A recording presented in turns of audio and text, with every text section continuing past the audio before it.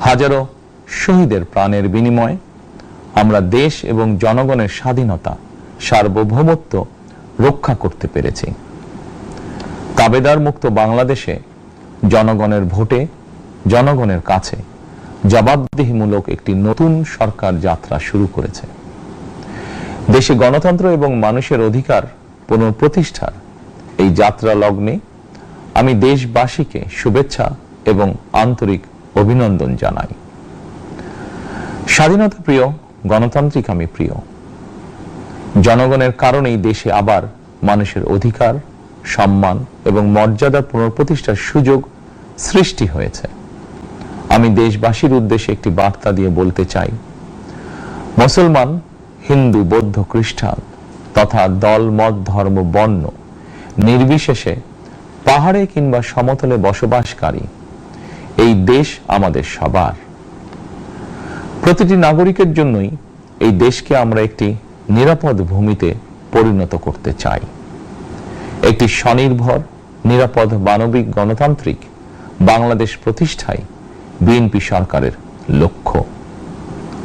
প্রিয় দেশবাসী, ফ্যাসিবাদের সময়কালে দুর্নীতি, দুঃশাসনে পর্যুদস্ত একটি ভঙ্গুর অর্থনীতি, দুর্বল শাসন কাঠামো আর অবনতিশীল আইন শৃঙ্খলা পরিস্থিতির মধ্য দিয়ে নতুন সরকার যাত্রা শুরু করেছে।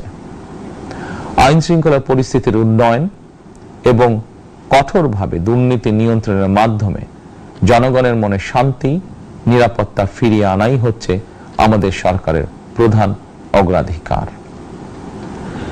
সারা দেশে জুয়া এবং মাদকের বিস্তারকেও বর্তমান সরকার আইন শৃঙ্খলা অবনতির অন্যতম কারণ বলে চিহ্নিত করেছে। সুতরাং জুয়া এবং মাদক নিয়ন্ত্রণে আইন শৃঙ্খলা বাহিনী সব রকমের কঠোর পদক্ষেপ গ্রহণ করছে। জনজীবনে শান্তি ও নিরাপত্তা নিশ্চিত করতে সরকার সর্বোচ্চ উদ্যোগ গ্রহণ করছে। দেশের প্রতিটি সাংবিধানিক এবং সরকারি, বেসরকারি প্রতিষ্ঠান চলবে বিধিবদ্ধ নীতি নিয়মে। দলীয় কিংবা রাজনৈতিক প্রভাব, প্রতিপত্তি অথবা জোর জবরদস্তি নয়। আইনের শাসনই হবে রাষ্ট্র পরিচালনার শেষ কথা। প্রিয় দেশবাসী, আগামীকাল থেকে সারা দেশে শুরু হতে যাচ্ছে পবিত্র মাহে রমাদান। আমি দেশবাসীকে পবিত্র মাহে রমাদানের শুভেচ্ছা জানাই। রমাদান আত্মশুদ্ধির মাস। আমরা যদি আত্মশুদ্ধি শব্দটির মর্মার্থ উপলব্ধি করি, তাহলে এই মাসে মানুষের ভোগান্তি বাড়ার কথা নয়। যদিও আমাদের অনেকের মধ্যেই এই মাসটিকে ঘিরে ব্যবসায় অধিক মুনাফা লাভের প্রবণতা লক্ষণীয়। আপনাদের প্রতি আমার বিনীত আহ্বান, রমাদানের পবিত্রতা রক্ষার্থে এই মাসটিকে আপনারা ব্যবসা মুনাফা লাভের মাস হিসাবে পরিগণিত করবেন না।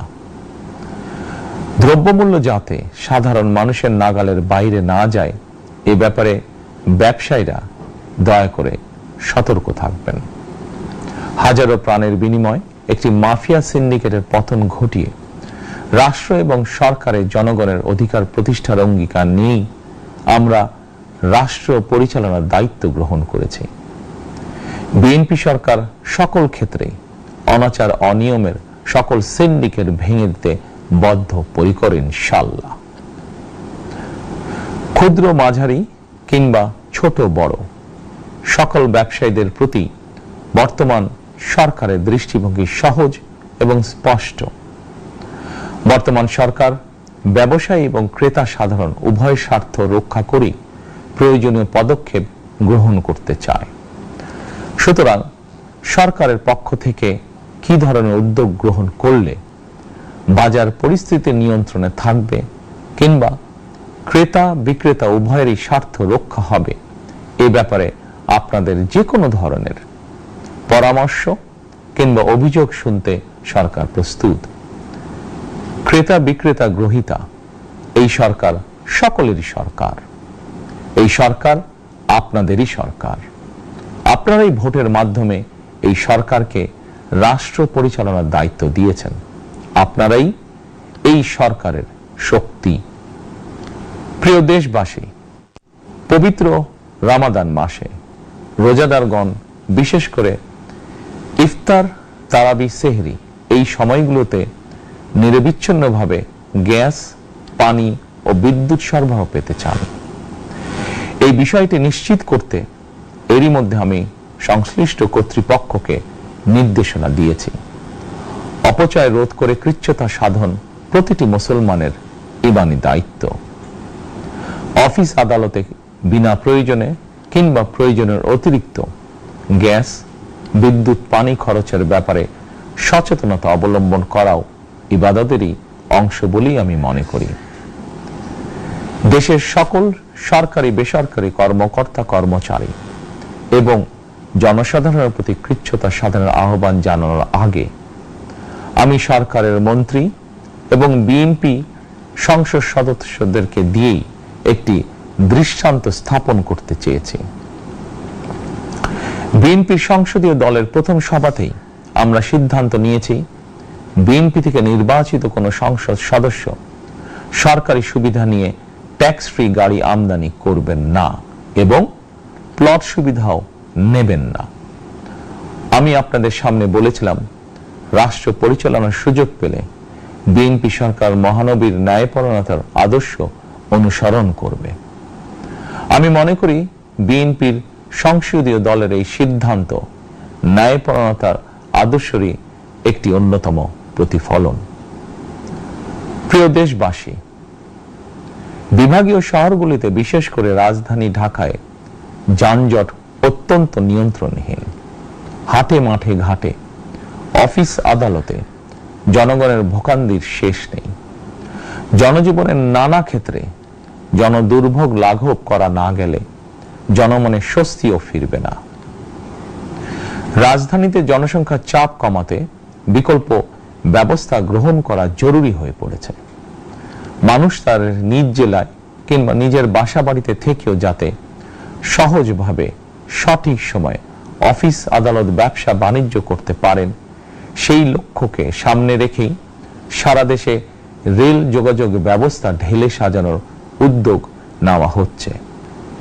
এই পরিকল্পনার অংশ হিসাবে প্রথমেই রেল, নৌ, সড়ক এবং সেতু মন্ত্রণালয়ের কার্যক্রম পুনর্বিন্যাস ও সমন্বয় করা হচ্ছে। আমরা মনে করি সারা দেশে রেল যোগাযোগ ব্যবস্থার সহজ, সুলভ এবং নিরাপদ করা গেলে একদিকে যেমন জনগণের শহর কেন্দ্রিক বা নগর কেন্দ্রিক নির্ভরতা কমবে, অপরদিকে পরিবেশেরও উন্নতি হবে। প্রিয় দেশবাসী, আমাদের চারপাশে সমস্যার শেষ নেই, তবে সমস্যার পাশাপাশি সম্ভাবনাও কিন্তু কম নয়। আমাদের বৃহৎ জনগোষ্ঠীকে যদি আমরা দক্ষ জনশক্তিতে রূপান্তরিত করতে পারি, তাহলে এই জনসংখ্যাই হবে আমাদের জনসম্পদ। আমরা নিজেদেরকে দক্ষ করে গড়ে তুলতে পারলে শুধু বাংলাদেশই নয়, বিশ্ব বাজারও আমাদের জন্য উন্মুক্ত। তথ্য প্রযুক্তির সিঁড়ি বেয়ে বিশ্ব এখন কৃত্রিম বুদ্ধিমত্তার যুগে প্রবেশ করেছে। প্রযুক্তির এই প্রতিযোগিতামূলক বিশ্বে সম্মান এবং স্বচ্ছতার সঙ্গে টিকে থাকতে হলে আমাদেরকে কোনো না কোনো একটি বিষয় বা কাজে পারদর্শী হতে হবে। দেশের কোটি কোটি শিক্ষার্থী এবং তরুণ যুবশক্তির উদ্দেশ্যে বলতে চাই, মেধায়, জ্ঞানে, বিজ্ঞানে নিজেদেরকে যোগ্য করে গড়ে তোলার জন্য যত রকমের সহযোগিতা দেওয়া যায়, সব রকমের সহযোগিতা দিতে বর্তমান সরকার প্রস্তুত। কর্মসংস্থান এবং কর্ম পরিবেশ নিশ্চিত করার সুনির্দিষ্ট অঙ্গীকার নিয়ে বর্তমান সরকার যাত্রা শুরু করেছে। প্রিয় দেশবাসী, দীর্ঘ 18 বছর পর দেশে ফিরে গত বছর 25শে ডিসেম্বর আমি বলেছিলাম, দেশ এবং জনগণের জন্য আই হ্যাভ এ প্ল্যান। 12ই ফেব্রুয়ারি জাতীয় নির্বাচনের আগে দেশের বিভিন্ন স্থানে ঘুরে আমার প্ল্যান, পরিকল্পনার অনেক কিছু আমি আপনাদের সামনে তুলে ধরেছিলাম।